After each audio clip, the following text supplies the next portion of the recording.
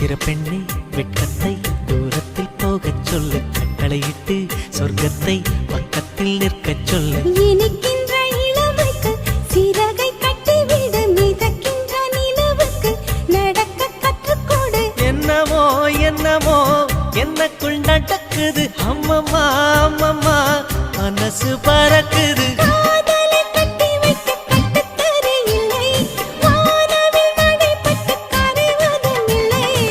வானத்து நிலவெடுத்து